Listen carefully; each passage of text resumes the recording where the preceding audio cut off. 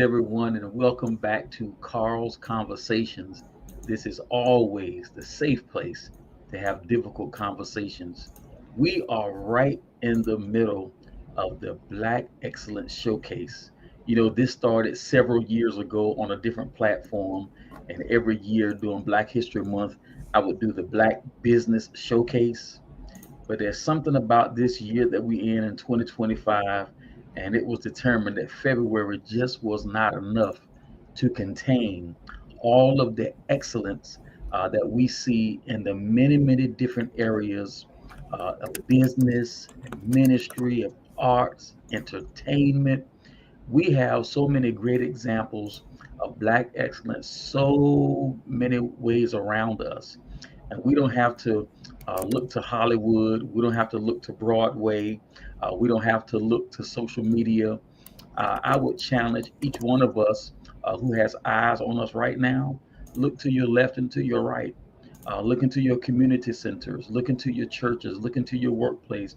Look into your phone's directory. You have many, many shining examples of Black excellence. And I want to do the best that I can to use this platform to lift up the many examples of Black excellence that I know and see. Now, let me tell you something. I have been wanting to get Miss Ernisha Hall onto this platform for a long time. But with her schedule and my schedule, it has not been easy. And it's a blessing to be as busy as we are. But I guess sometimes you can say a blessing and a curse, right? But Mhm. finally, we're able to come together and be here, and I am elated. Ernisha Hall is really a trailblazer, a creative thinker, a businesswoman, an entrepreneur, and a leader in her own right. She is the engine and the creative juice behind the Black Business Expo. I had never seen anything like it till I came to this area. My mind was blown when I first saw it on social media. I was like, what in the world is going on? As the Virginia Black Business Director, the Virginia Black Chamber of Commerce, and so many other things. Now, I'm going to get out of the way here in just a moment, and I'm going to allow Ernisha to kind of tell us some things about herself because I got all kind of information about her. But I'm going to tell you something. Nobody can really tell you about her like her. So, Ernisha, if you don't mind, if you would introduce yourself to the audience and just give them a tidbit of your resume and some of the things that you're doing out here in our community. Hello, everyone. Well, first, let me start. Thank you. Thank you for your patience. Thank you for having me here this evening. Thank you for not giving up when my schedule didn't allow the time to meet the first time that you asked. Thank you for the work that you're doing and the conversations that you're having because they're needed. I am Ernisha Hall. I am the founder, president, and CEO of the Virginia Black Chamber of Commerce. Hey, Lisa. And I am also the founder, president, and CEO of the Virginia Black Chamber Foundation, which many people remember as the Virginia Black Business Directory. And so, between both organizations, that is how many people have come to know who I am. Um, a little bit about me is I'm from New York, born and raised. I found my way to Virginia nearly almost 20 years ago, not fully 20 years ago. Um, and when I came here, I wanted to pursue my life's passion and goal of being a social worker, having my own practice. That didn't work out. Um, Life was life, and I went into working a 9 to 5 every day, but it wasn't in that field of social work. So fast forward many years later, I found myself back in the field of social work, but in a different way, now in nonprofit leadership. And so that's a little bit about who I am. That is wonderful. I want to open like this. I came to know you through the Virginia Black Business Directory, Yes. which I thought was just an awesome idea. I thought it was an awesome experiment. I was part of it, a paying member, and I referred many customers to the Virginia Black Business Directory to get services and products. What led you to that? I mean, we always sit around and we have these ideas about how we can, better help our community, but not many of us get to it. Mhm. What brought you to that, and what resources did you use to make it happen? I would love to hear that story. Mm. So what brought me to it was it was really simple. My wife and I owned a marketing company at the time, and it was called Nire. Many people know about Nire. We work predominantly with Black-owned businesses, not on purpose. It wasn't like that's who we were seeking, but that is who we service. And we realized that our skill set was something that was needed to help propel small businesses forward. But the price that was our competitors were charging, many of our small businesses in the Black business community really they weren't there yet to afford a $5,000 website or a $10,000 website. So through that business, many of our clients would ask, "Hey, do you know a Black, lawyer or a Black accountant?" Because they knew we were designing the websites.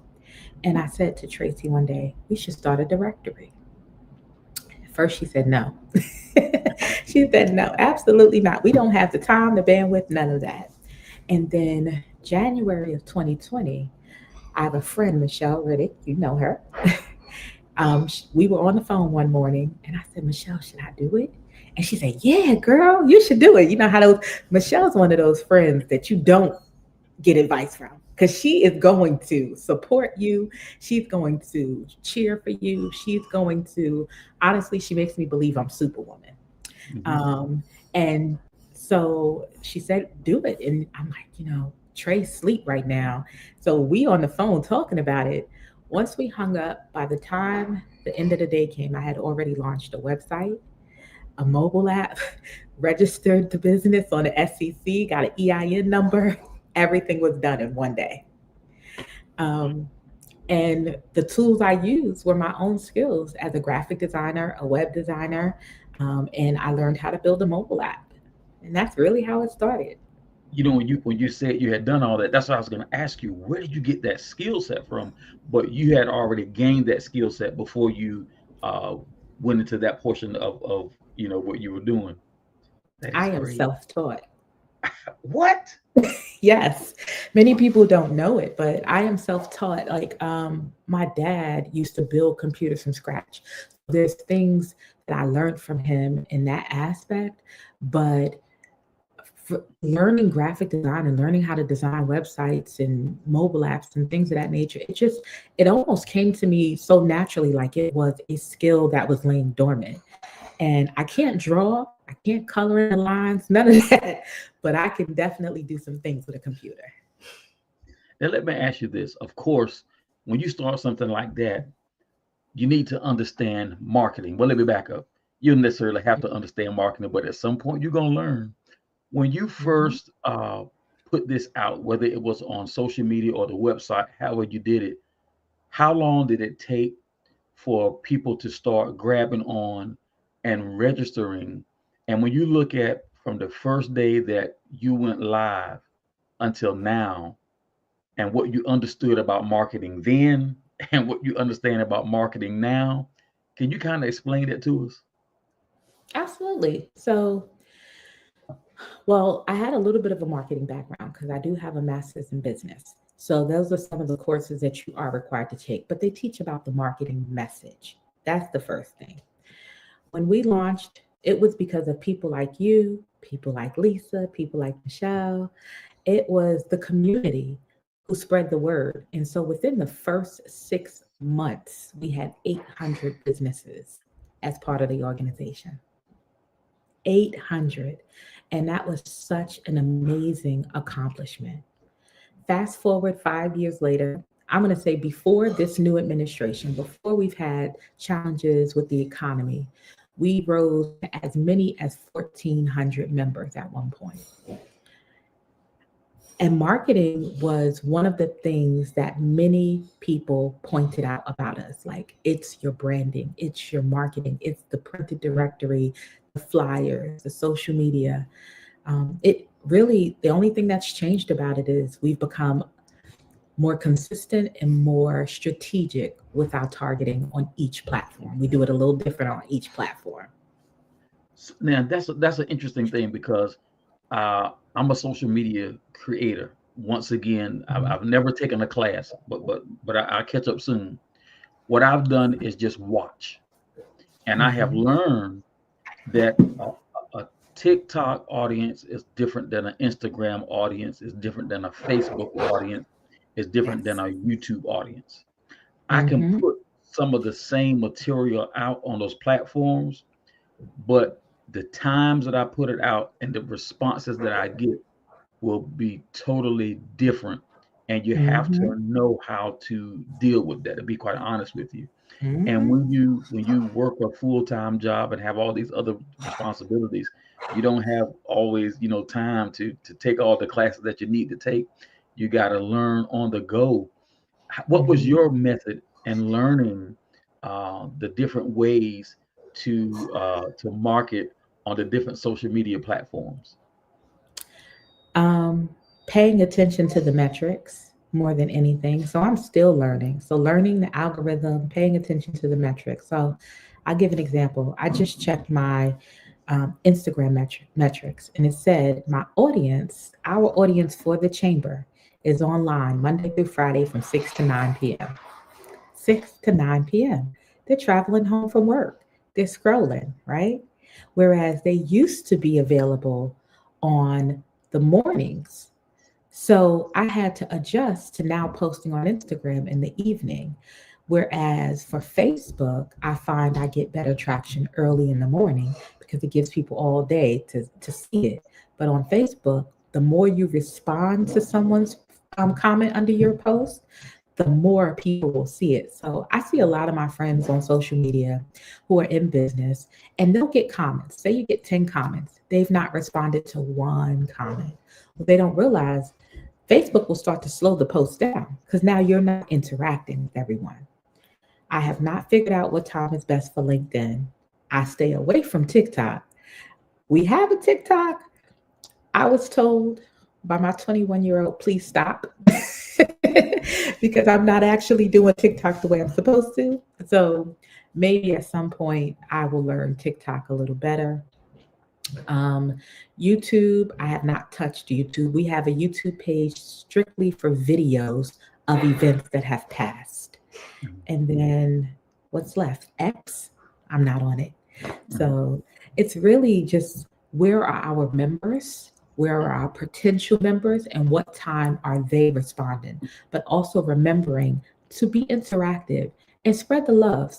Don't get so busy that you don't scroll and click like and leave comments for others as well. Because there's some businesses that rely on that. Wow. Well, you just taught me something, so I got to do a better job at responding to the comments. So thank you. You're welcome. You're welcome. Now, I want to know this. It appears to me, now I don't know the behind the scenes, so please fill me in. It seems like the Virginia Black Business Directory kind of morphed into the Virginia Black Chamber of Commerce. I'm not sure if I'm verbalizing that correctly. I'm looking for you to give me some clarity on that. How did that happen? Okay, that's a great question. And this is a business lesson as well, right? So we were the Virginia Black Business Directory, 501c3 nonprofit organization. 2 years ago, we hit our own glass ceiling. While we were here to help others, help small businesses scale, sustain, and be successful, we got to a point where we were functioning in the red. And that was because the name Black Business Directory or Virginia Black Business Directory was not yielding funding, grant funding, sponsorship. It just wasn't, I hate to say it, but I'm going to say it. There was no longer any, what I believe is white guilt. We as a community stopped functioning cohesively because we were no longer protesting. We were no longer fighting the fight together. So now we're not shopping Black anymore. There became a lack of consistency and a lack of care. And that's not holistically. But if there were 100 people in the beginning fighting the good fight, we were down at least 50%. So our team had to strategize, how are we going to continue to survive? How are we going to continue this movement? And I did some research and found that there had never, ever, ever been a statewide Black Chamber of Commerce. There are several Black Chamber of Commerces statewide in other states, even Florida. And I say that, there you go. There's several Black chambers in Florida. I think they have more Black chambers in different regions of Florida than they have here in Virginia. I met the founder of, oh goodness, New Mexico. They got a Black chamber. You see? So when I meet these people and I'm learning about the work they're doing and how they're being successful at it, the key was to evolve into a chamber of commerce. So what we did is we changed the name of the 501c3, which you know is Virginia Black Business Directory, to the Virginia Black Chamber Foundation. So that still allows us to engage in community activities such as nonprofit work, giving back, school supplies, food insecurities, financial readiness, anything another nonprofit is doing. If they want to partner with us, our foundation can partner with them.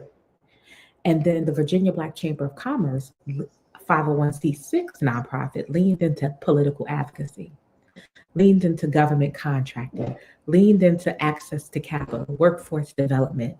So between the two of them, between both organizations, we are able to tackle the many challenges that our community face. Even under the nonprofit arm, we plan on looking at housing, affordable housing, which is very much necessary in Virginia. So under the chamber, we can propose legislation. Might not get passed, might get passed, but we can at least have a voice. And under the nonprofit, the foundation, we can advocate, we can attend events, we can give back to the community, we can feed at a homeless shelter if we're invited to do so, or if we initiate that contact and have that, event. So both organizations allow us to be impactful, and that's how we came to be. But you're gonna be the first person I tell this to online. We are changing the name again of the 501c3. The 501c3, which was the Virginia Black Business Directory, which is right now the Virginia Black Chamber Foundation, is going to change its name again. And the reason being is, again, it has to do with the times. We have to be able to change with what is happening around us. And so we are seeing still, once again now, under this new administration, a stall in funding. So under the VABCCF, same acronym, we will become the Virginia Alliance for Business, Commerce, and Communities Foundation. Same acronym, different name. So that means when we apply for a grant, they're not asking, are we discriminating? They're not asking why Black? They're not asking all of these questions, but we can still fulfill our mission. So you have morphed because you have learned. Mm-hmm. This is great. Now let me ask you, for your two different organizations, do you use the same board or the same think tank? Of course, now I'm thinking about structure. Mm-hmm. So it's obvious that you don't do this alone. I know a few of your board members, and they are wonderful. So for somebody who is watching this and they've had these ideas and they think about putting this together, who do I reach out to build my board that can be supportive like Michelle and always be a cheerleader and always be there, somebody not just going to talk, but that's going to do and going to help me think through these things. And, somebody got to tell you the truth too. When you're in the red, sometimes that's not a comfortable conversation, but you got to have it. How would you advise a person to build their board? Oh, that's a whole nother conversation, but I'm gonna try to make it short. The first part of your question, hey Eileen, the first part of the question is we do have two separate board of directors because they are two different entities. So the foundation only has three board of directors. It's myself, Tracy, and Laura Shea Lovett. Why are there only three? Because that organization is still functioning in the red. And to answer your question, how do you build a board? Well, you build a board with strategic thinkers, but also with fundraisers. And so for the foundation, because no matter what the name is, the word foundation is there. And that word is there because it lets you know that we can give back. But when you have an organization that's in the red, no one wants to be on the board. People are scared to ask for money from others. We've done tons of fundraisers. We have an ongoing fundraiser right now. And then we have one that's coming up in September that'll be for 48 hours with Prince William County Community Foundation. Those fundraisers are helping to get our foundation out the red. But even in the red, we still continue to do the work regardless. But that board will remain small until we meet people who are like, you know what? I want to help you to uplift you and raise you up out of the red and get you into the green so we can do even more work. The chamber, we have an amazing board. They are strategic thinkers. It's a new organization. We've only been around as a chamber for 2 years. We have Dominion Energy sits on our board.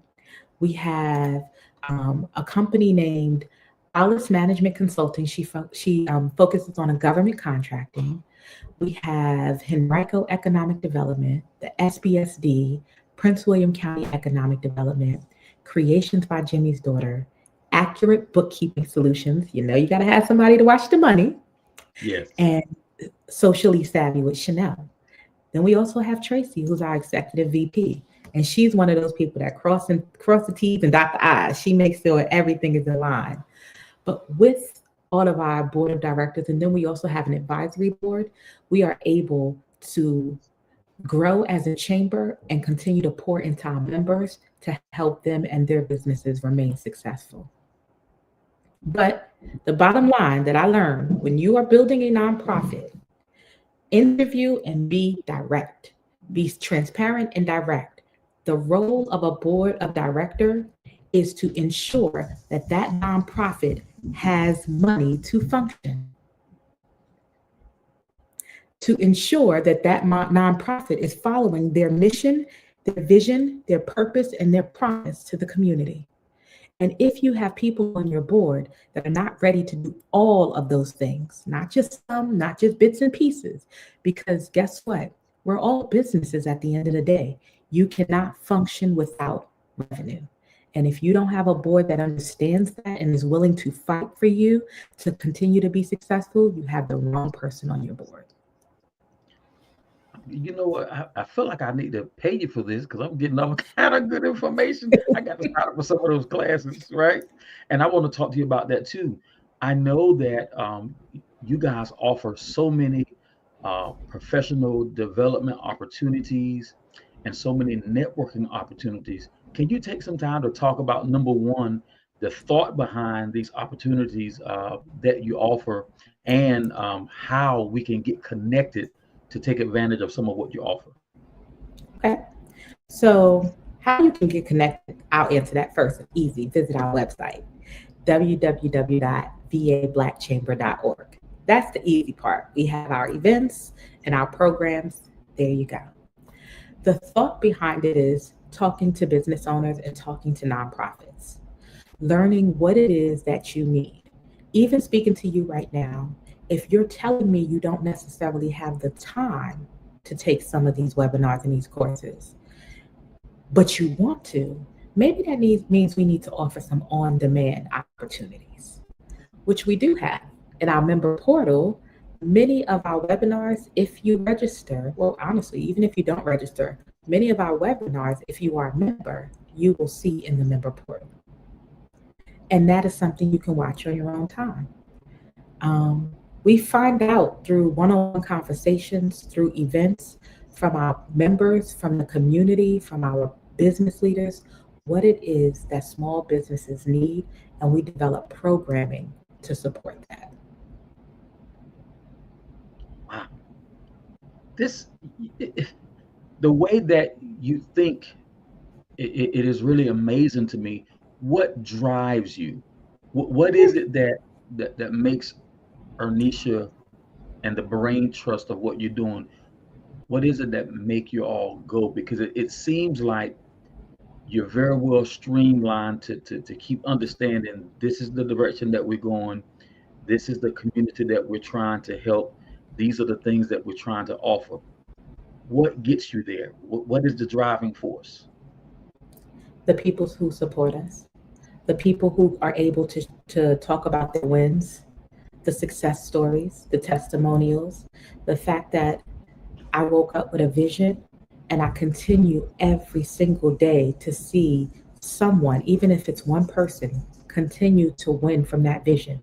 Because helping one business owner is not just that person, that's their family, that's their legacy.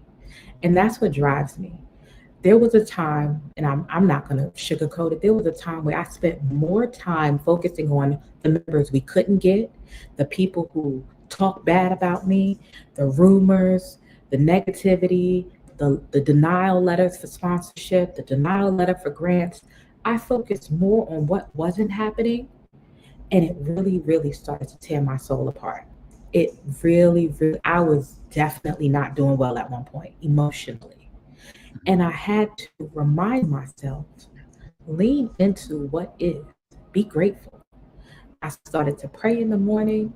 I started to take time for myself to truly, truly soul search and say, what do you want, Ernisha? What is going to feed you emotionally? And go back to who I was and the reason why I wanted to be a social worker in the first place. And that's what drives me. On the toughest days, all I have to do is type on Google Virginia Black Chamber of Commerce and look at all the testimonials. Look at the fact that we're 4.9 star rated, and the point one that we're not is somebody just clicked the button, didn't even leave a review. You know, I look at that. Yeah, I look at that, but I used to focus on it. I used to say, why? Why did they do that? But being 5 star rated, honestly, as a business owner, it's not realistic. Like, who's perfect? No one is perfect.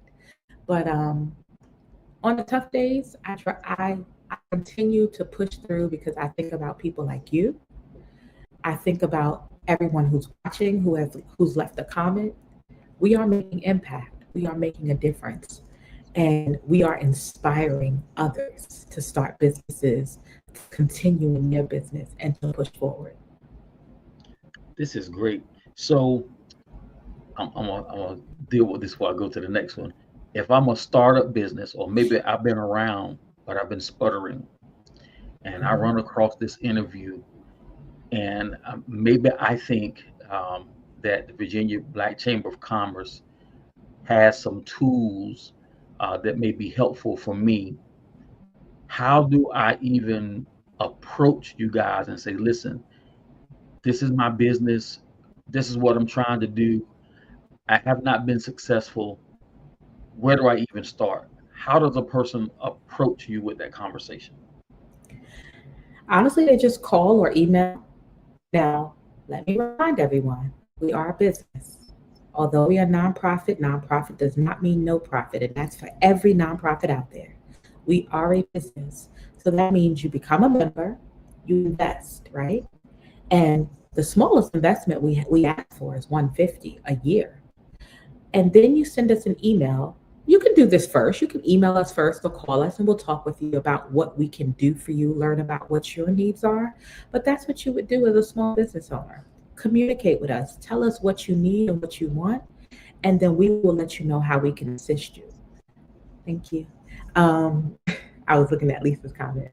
Yeah. But essentially, I think the one disconnect that we have found is some people will reach out to us for partnership, for advice, for assistance, for training, for sponsorships, for many different things, but they're not willing to invest in becoming a member of the organization. And membership is what drives us. Got it. Got it. That's part of that financial backing. I got it. Mhm. Now, this EBE, uh, Black Business Accelerator, I'm not sure if I'm saying it Mhm. right, but I You know are. you're going to help me out. Can you explain to me what it is? How did Ernisha get involved with this too? And how does it work? Okay. So you did say it right. It is our Business Accelerator program. And how did I get involved? Well, the Expanding Business Ecosystems Business Accelerator program was developed and created by myself and Tracy Hall. Okay. So we did create this accelerator program and we proposed the program to Go Virginia in Region 6, which I now sit on their council. So I'm so excited about that. But we proposed it to them and they said, okay, we like it. Submit. I mean, no, they said we will fund it this year, but for a trial period, for a pilot program. We want to see how successful you are with two cohorts. And that was last year. And then this year, we received a grant. It is a reimbursable grant. So that means you got to spend the money to get the money back, but you got to make the money to spend the money to get the money back. But we received an amazing grant of $300,000 to support 6 cohorts over the next 2 years. And how do you get it? How do you, as a business owner, get involved in this? You go to our website and you apply. Under programs, there's a link for the program. The next cohort starts in September. We are also helping to create 10 businesses. So if you know someone, and I'll tell you, we're already at the last cohort for this year, and we got 3 for next year, and have not had anyone apply that's a new business. So if you're a brand new business, straight out of the SEC and EIN, or don't even have an SEC EIN or haven't registered yet, you can still qualify for this accelerator, and we will help you to obtain your EIN and to register with the SEC. But we want to help build 10 new businesses from the ground up. The program focuses on many things, but access to capital is definitely one of them. Yes. Government contracting, workforce development, and we also have a mental health component. We have a licensed clinical social worker who teaches a class on self-care because anyone who's an entrepreneur knows sometimes we forget about taking care of ourselves because we're too busy trying to take care of everyone else and to be successful in a business. But we got to stop and slow down and take care of ourselves to keep going. I'm so glad you mentioned that, especially in our community. We have not always been open and to mental health. I'm trying to watch my words here, but so many of us need it, Mhm. and we have to do a better job at letting people know that it's all right. And I would Mhm. even say to people, I know we're kind of off the beaten path here, but don't be concerned about what people are going to think about you when it comes to your mental health. You know, you got a lot of people walking around untreated and unmedicated, Mhm. Mhm. and they're miserable, and they're causing people around them to be miserable because of what people might say. Mhm. If your mental health is an issue, get the help that you need so that you can be at peace and so that the people around you can be at peace. And once you're at peace, you can thrive. So many of us are in survival mode and we get stuck in survival mode, but you will be shocked at what can happen when you finally get out of survival mode and get into thriving. And that can Mhm. happen when you have a solid foundation and good mental health. And Mhm. I'm gonna let that be, but you know I'm telling the truth. You are, and I'm gonna add mental health. Think of yourself like a car. Your car may be running smooth, you're taking care of it, but that doesn't mean that that check engine light doesn't come on when you reach a certain amount of mileage. Think of yourself that way. You have to get a car tune up and make sure that you check on your car regularly. Treat yourself just as good as you treat others, even better than you treat others, because oftentimes we do that. But going to see a therapist is really like a checkup. And it is so, it's an opportunity to release. You don't realize how much you may be carrying until you speak to someone who is a licensed therapist or a counselor, and they take the time to help you to examine what's going on inside. That's not just mentally, what's going on in your heart, what's going on in your mind, what's going on in your body, what's going on with your health, because all of that impacts your mental health. So I'm a big advocate for that. Me too. I ain't gonna tell all Mhm, my business, but I tell you this: I'm so glad that years ago I went and sat on somebody's couch. I'm so glad. mhm, I have been mhm, better for it, and I'm not ashamed of it. All of us need help in somebody's area, and I would mhm. have been a wreck had I not done it. I'll say that. Now, I Absolutely. want to dip off into this. We're in 2025. We Mhm, have a very interesting administration at the federal level, mhm, and some at the federal, I mean, at the state and local levels have followed suit. No doubt, your businesses and your organizations have been affected, as all of us have been. I know that you do get into some political action. I know you get into some activism. I don't mhm, want to get you into a situation where you're saying something that could hurt your business, but at your comfort level, mhm, how are you dealing with what we see?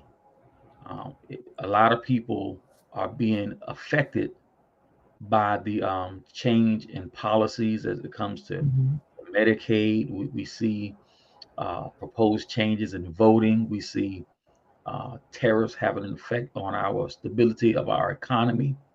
You've spoken to that already. How are you mhm. dealing with all of this? As an organization, we are trying to determine the best way to help our community. So there is a member that we have. Her name is Kim Ali, and she is right now focusing on helping those who have been laid off from the federal workforce. We are working on partnering to host an event that will help those who have been laid off from the federal workforce, and that's coming soon. So that's one of the things. Um, Advocacy, we will have Legislative Day in February. And I really, really hope that people will take days off, that day off. Not it's not days, it's one day. We have had as many as 50 members come with us to the state capitol. But more now than anything, we all need to go down to the state capitol and talk to our legislators. Let them know we have a voice. But before we can get there, we have to make sure we vote in November. Pay attention to who's running and what they stand for. And without being very specific, because we are a nonpartisan organization and we do not endorse any candidates, we endorse subjects. I'm not subjects, but um, legislation. That's the proper word. But we look at what's being done, and I will say, when it's time to vote, there's some big races going on in November. Do not vote just because of someone's color of their skin. Do not vote for someone just because of the color of their skin. There are some people that are running and they look like you and me, and they're expecting to win based on looking like you and me. Read what people stand for. Look at what they voted for in the past. Watch their commercials. Pay attention. If Medicare is what matters to you, you can go online and look at who voted for changes that are relative to Medicare. Um, that is what we're doing. We are encouraging everyone to turn out and vote. Mm. November is going to make a difference, and I can't say who I'm voting for, or but I will say that just pay attention. And there are other races like the delegates that are running. There's some amazing delegates in their seats. Let's keep them there. They've been doing amazing work. Pay attention, right? The governor's race is coming. Pay attention. And so I just can't say it enough, right? There's a lot of Who information is out there. for us? Yes, Yes. yes. And I would just really say, I just recently read an article that said Trump is going to be endorsing potentially candidates here in Virginia. And I'm Hmm. being as vague as possible. So please, someone, don't go online and misquote me or quote me and say I said something I didn't. I'm trying to be vague and talk in a way, like you said, that won't get me in trouble. But I'm going to say that he's endorsing someone, and we know that things have changed because of him and didn't change in a good way. Are we aligned with that someone? I'm going to say I'm not. Hmm. And that's as far as I can go with that. I got it. Thank you. And I just wanted you to have an opportunity to speak to that. Now, Yeah. you have been recognized, you and your businesses, at the local level, local municipality level, but also at the state level in our state capital. And I don't know all the details, but you do. Can you share that with the audience? Because I want them to know that you are 1000% legit and somebody is watching and recognizing. Can you talk about it? Yeah, thank you. This year, I think it was this year, I was recognized as Virginia Business Leader, Black Business Leader by Virginia Business. We've also received two proclamations from the General Assembly for the work that we're doing. And in Dumfries, I was also granted an amazing award, the Unsung Hero Award. And all of these awards, also one of Stafford's Most Influential Women awards. All of these awards, they recognize the work that we are doing in the community and the impact. It's all about the impact. Sometimes you can find yourself running in place, trying so hard, but not making impact. And I am proud to say that as an organization, we're not perfect, but we are most certainly making positive impact in our community. And I'll also add what I forgot to tell everyone about the Business Accelerator program that starts next month. So get your application in. We offer grants. We teach you how to pitch in your business. You participate in a pitch. Oh, yes, I was invited to the White House by the former Vice President, Kamala Harris. I did have the pleasure of going to her home, and that was amazing. Um, but in our Business Accelerator, you do learn how to pitch your business and you pitch it on stage, and you have the opportunity to win a grant through that program. That is amazing. I'm not sure whether or not we covered GovCon. I don't think so. Can you talk to me about GovCon? Yes. So GovCon is one of our signature events. It occurs every year, and we focus on supplier diversity and government contracting. We are teaching business owners how to make money in their business long term. This year, we had to pivot. We focused a little less on federal contracting and focused more on state and local and universities. Um, the universities actually, I want to say Virginia University just put out a request today, but the universities are looking for people, whether you are a caterer, whether you do strategic leadership consulting, um, just visit the EVA website and you will find a lot of opportunities. It's really hard to kind of put it all in a small summary, but that conference is very impactful and meant to teach business owners how to get opportunities outside of small business or business to consumer. Now this is when you're really scaling, when you're able to get a contract that is going to continue to pay you for 1, 2, maybe 10 years. Um, and so that is our GovCon conference. It is amazing to me, um, the many, many various things that you're able to do from what you've planned. You have branched out to so many different areas. You've had so much effectiveness. But one thing I want to talk about before we get out of here, because I want people to understand something. With all the success that we talk about, we know that in that success story has been some failures. You did Mm, touch on it a little bit, but I want mhm, to introduce a little bit of reality. I'm sure there have been some ideas that didn't work. mhm, I'm sure there have been some people who doubted. mhm. How have you dealt with the failures, the no's, the duds, and we'll continue to pivot, adjust, move on. Mhm. Failures is a part of every success story. We just don't Mhm. talk about the failures. And I'm not asking you to get in detail, but Yes. people need to know that you see Anisha sitting here on the screen looking all pretty and successful, but you got to know that yeah, every night ain't a good night. Oh, that's why I had to move back for a minute. I had to move back for a minute. Um, I've dealt with those moments with tears in private, by oversleeping, by undereating, talking to friends and family, shutting people out, and then by prayer. Eventually, that is when I had to learn to focus on the people who are cheering you on.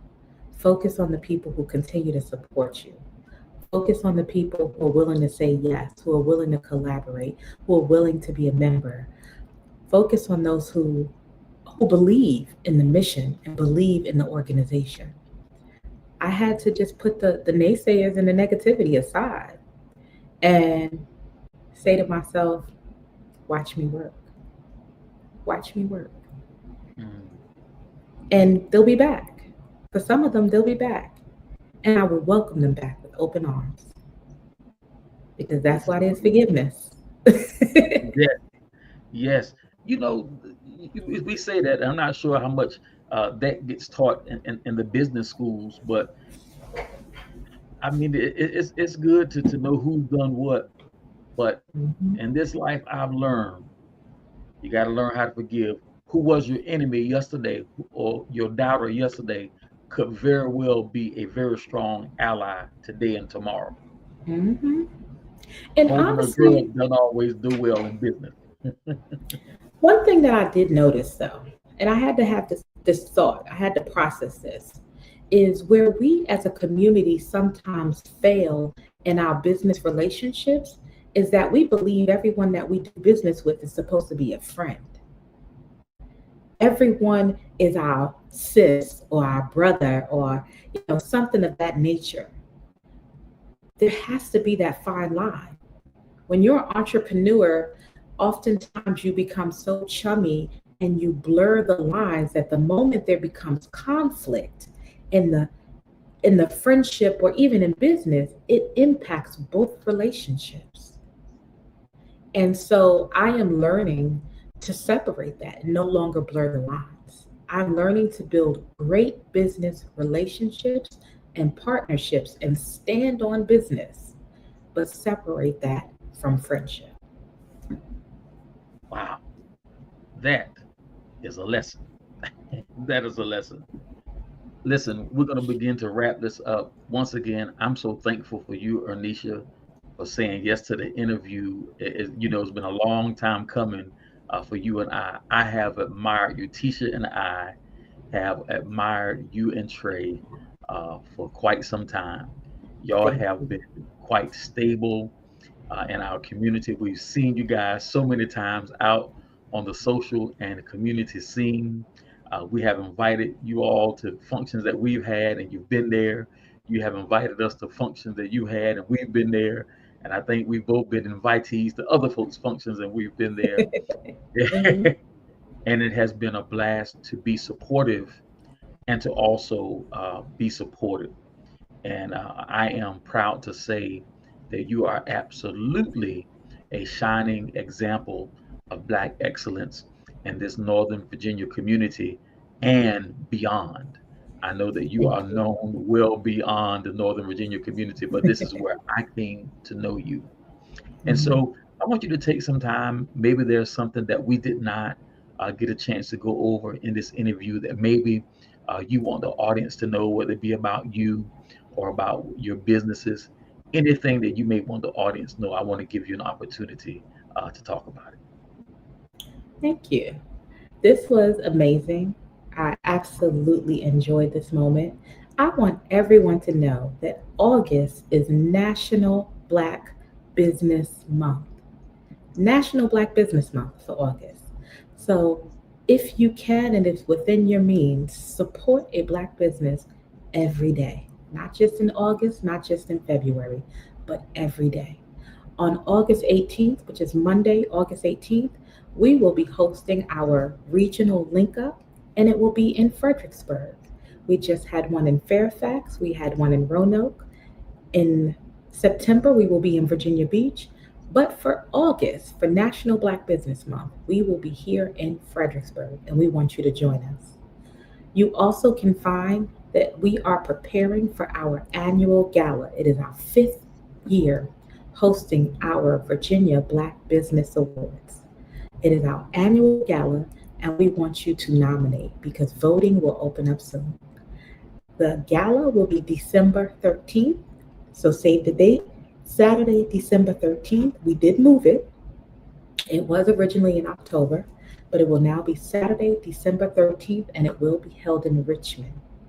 So I hope to see you Monday, August 18th, and Saturday, December 13th, and in Virginia Beach, if you're in that area, next month in September. Amen. Well, I tell you what, I'm gonna get with you.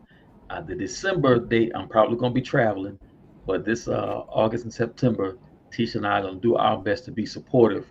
And if we can't make it, we're gonna at least try to donate some tickets.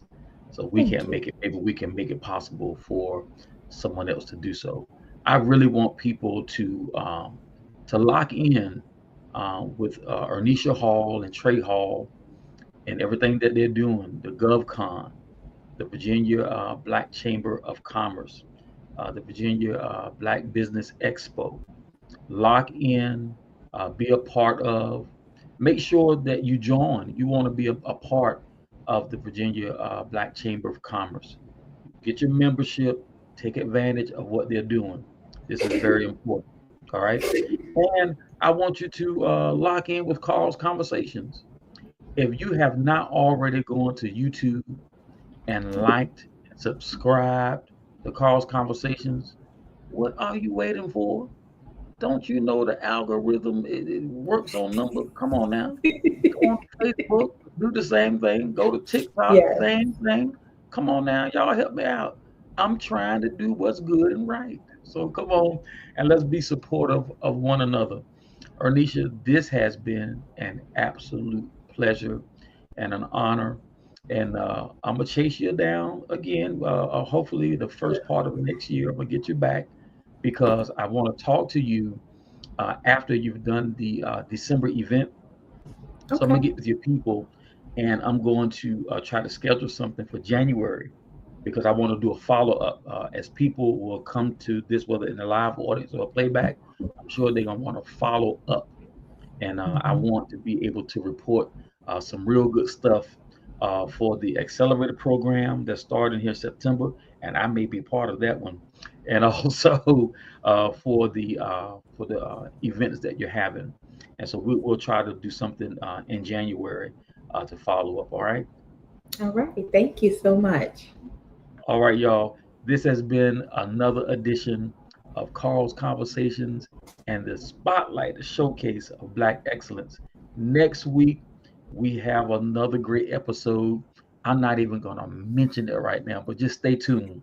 Stay tuned to Carl's Conversations on TikTok, on Facebook, and on YouTube. I'm going to make the official announcement, and you're going to be surprised. And let me tell you, you don't want to miss that conversation.